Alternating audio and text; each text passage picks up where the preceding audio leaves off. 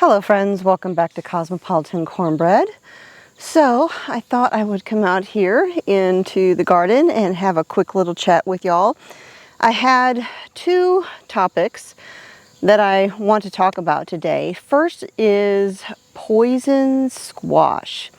So I had somebody reach out to me recently asking me a question about toxic squash syndrome and asked if I could talk about that a little bit. They were worried about growing squash. They were, I guess, or they had grown some, but then they were worried about eating it because they had heard of this toxic squash syndrome. So I thought I would just briefly introduce you to that particular topic, what it is, and, my thoughts on it. So toxic squash syndrome comes from a toxin called, this is what I needed my note for, cucurbitacin E. And I'm probably butchering how to pronounce that, but it is a toxic compound that can be found in squash, and it affects things like cucumbers, melons, pumpkins, all different types of squash plants. If you consume squash, melons, zucchini, pumpkin, whatever, that has this toxin, it can make you really sick. It can make your hair fall out as though you went through chemo. It's a pretty nasty sickness. However, it's really rare. It's not something that occurs very often. It is more apt to show up on wild squash. There are actually varieties of wild squash out there.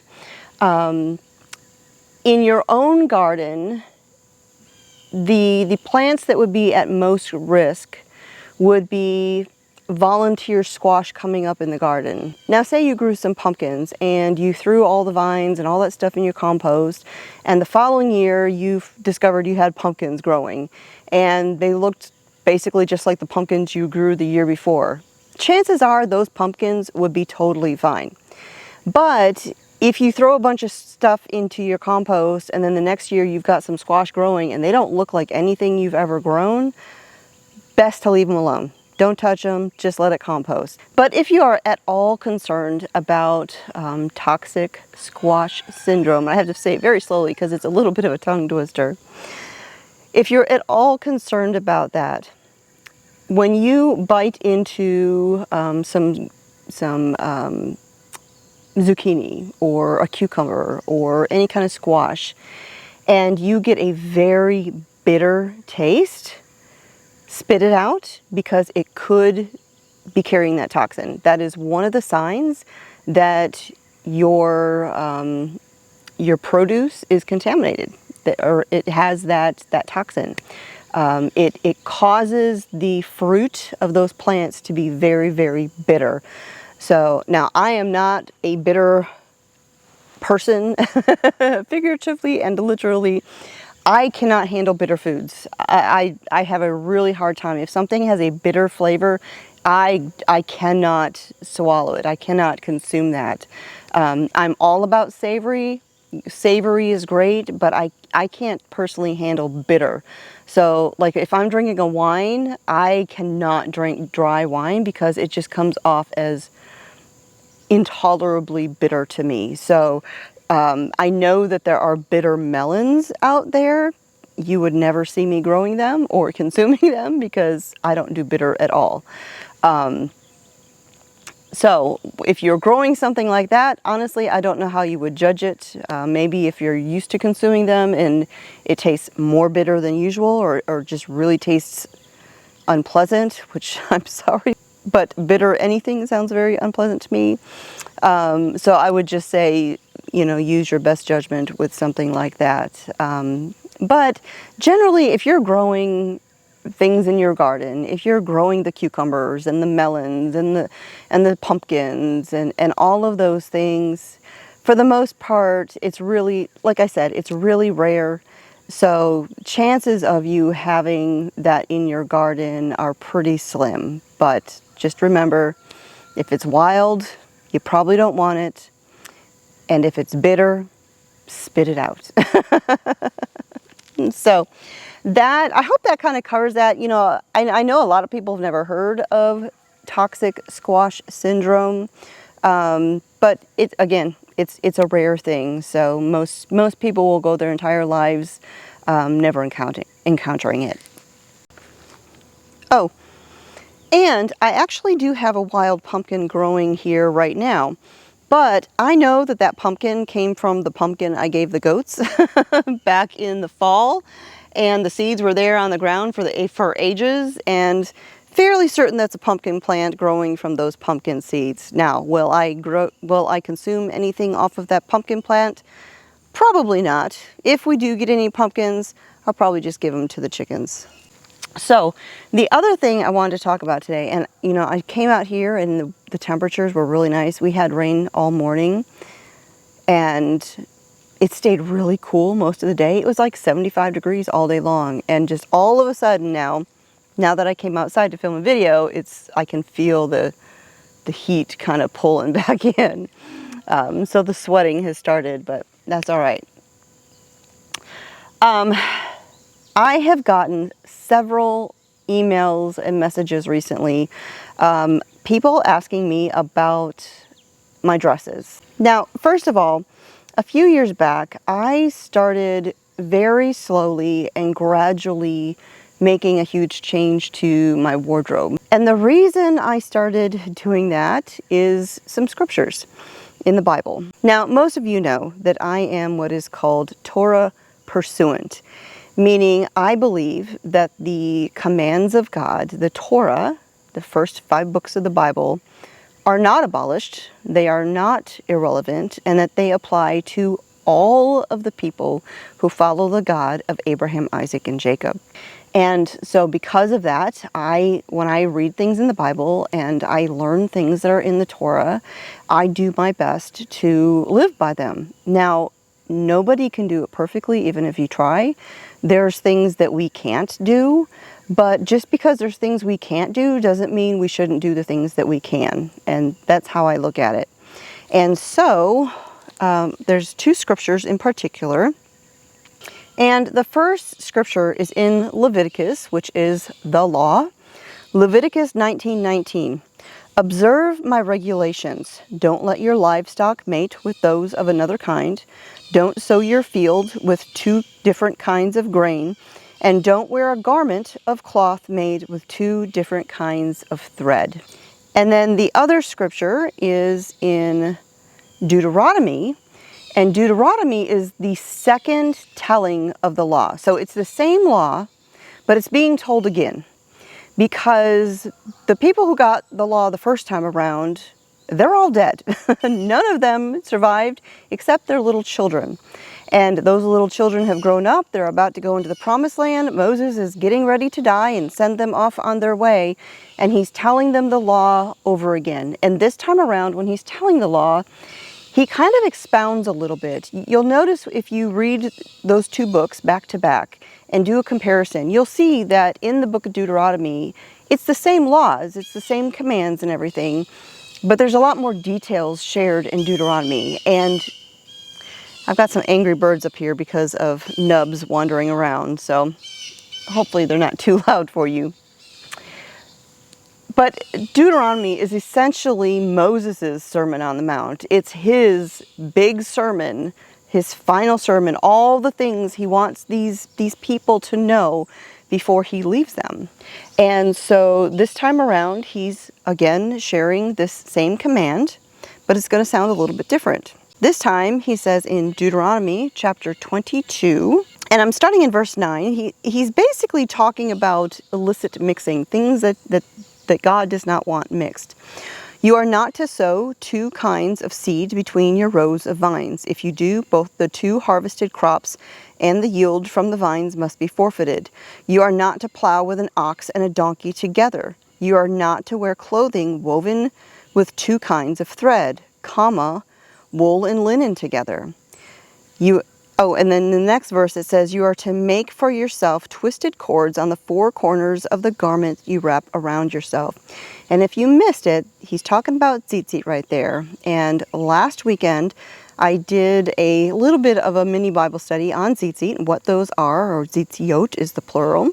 And I am actually going to reshare that as a regular video here at some point, but I talked about it in last Saturday's scripture reading, and you can tell by the thumbnail which video that is.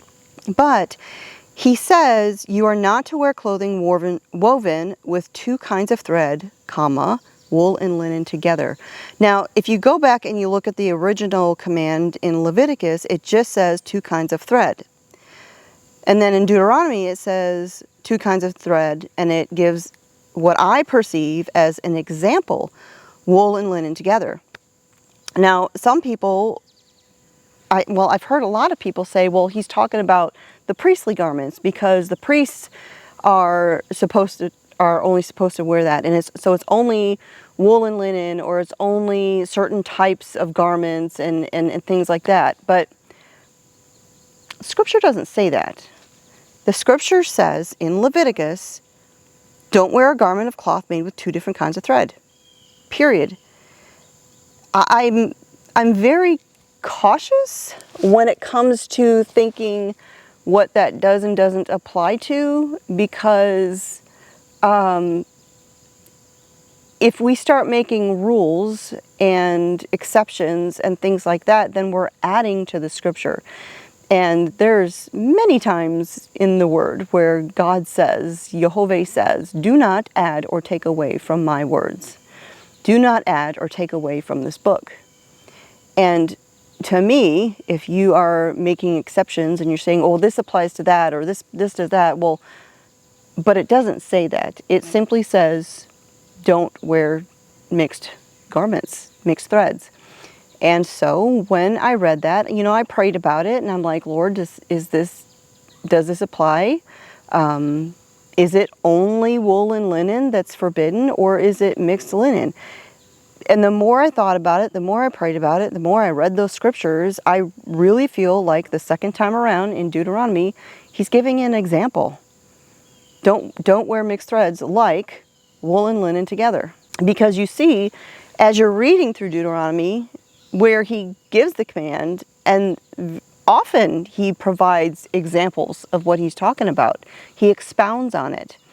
And so I made the decision a few years ago to begin transitioning out my wardrobe and working my way towards everything that I wear being 100% something.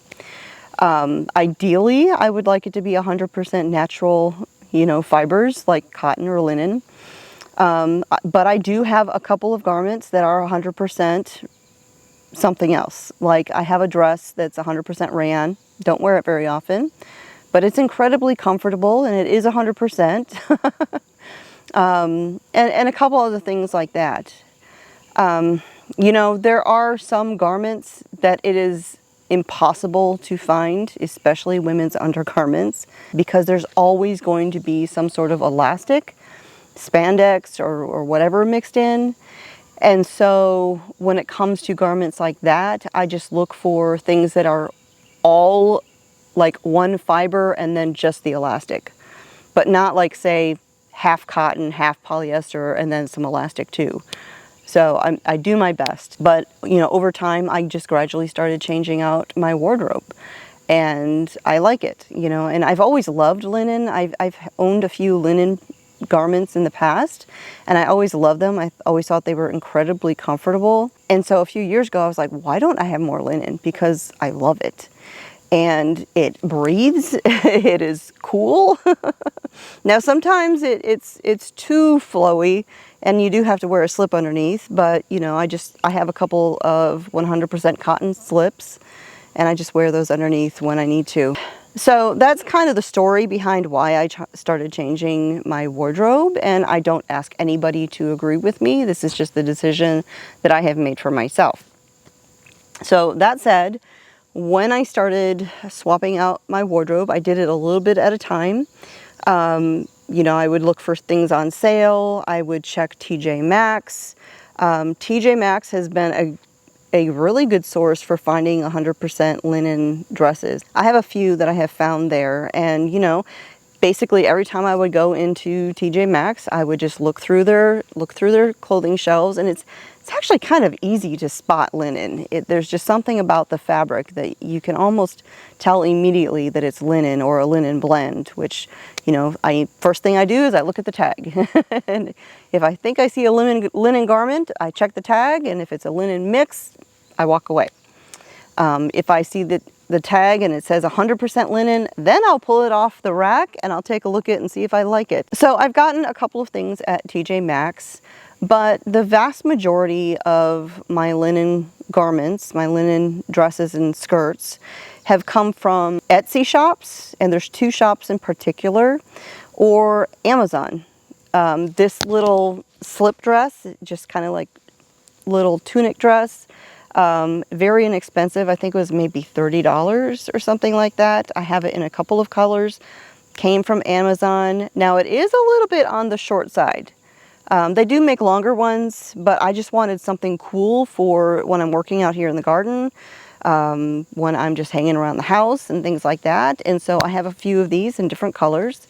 I have another very simple summer dress, but again, very inexpensive, and I bought it in a couple of different colors. And I actually bought those all this year.